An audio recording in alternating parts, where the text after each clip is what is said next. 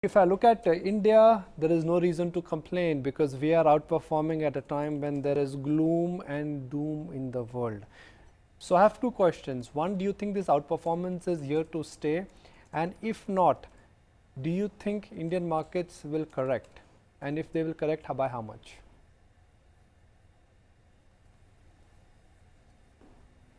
Hey Nikunj, hi, good morning. I think India's outperformance in our view is likely to sustain given the sort of weak outlook we have for some of the other emerging markets, especially China in particular. In the short term, we think these trade wars will actually, the noise around the trade wars will actually worsen. In fact, Deutsche's China team has just put out a note saying that they expect the Trump tariffs to come through later this month. And in that scenario, we think the renminbi will actually weaken all the way to 7.5 next year. So there'll be more pressure on the emerging market currencies. The trade war noise will worsen, the EM outflows will continue. In that scenario, India will outperform in relative terms, although in absolute terms, you could still see the market coming off. But you turn that around, let's say 3 months down the road, 4 months down the road, some of this trade wars noise cools off. Then actually India in absolute terms may do well, but in relative terms we may actually underperform the other markets such as China or Taiwan or Korea, which have come off a lot more versus India this year.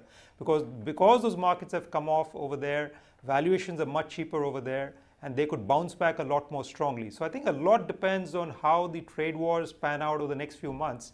India, like I said, we think the market will continue to outperform in this EM sell-off environment, partly driven by a relatively strong earnings growth outlook, and also given the fact that we have domestic flows which are helping the local equity markets over here. Pratik, in last couple of trading sessions, we've seen that the crowded groups are witnessing profit booking. Names like HDFC Bank and Kotak Bank.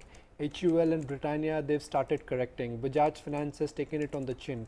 Are you getting a sense from some of your global investors that they are a bit wary of investing in some of these safe havens, and now it is time to perhaps bet on rotation and bet on the other end of the spectrum, which is metals, corporate banks and cyclicals?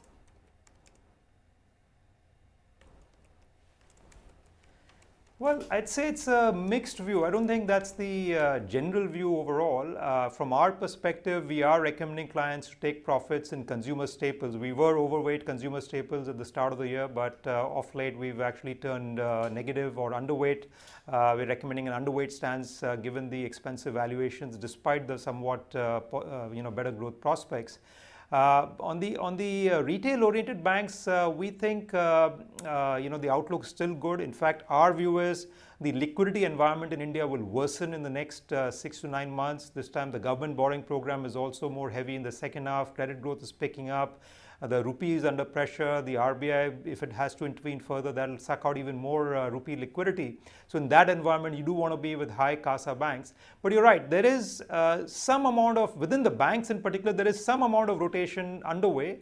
But I won't say everybody is convinced globally. A lot of them are still sticking with the tried and tested retail banks which have performed well in the past and not yet willing to jump the gun. They want to see a couple of more quarters of results from these corporate lenders to make sure that the NPLs are truly, the provisioning pain is really behind us and there are no further negative surprises in the view. But there is some rotation happening over there. Staples in general, we are seeing very little fresh buying happening over there. That's our view as well. We recommend folks to take profits over there.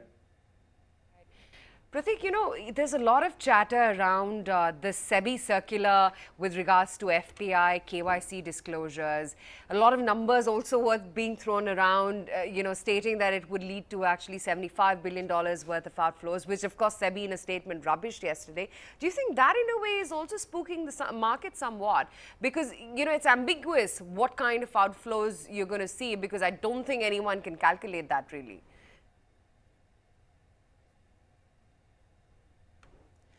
Yeah, no, that's a good point. Personally, I don't think the SEBI circular in itself caused that kind of selling. I think India was obviously impacted given what's going on with the overall EM environment. But as far as the SEBI circular is concerned, this is actually not so much of a SEBI specific issue. It's actually a PMLA related issue, the Prevention of Money Laundering Act issue. In fact, one of my colleagues at Deutsche, he's part of the Khan committee.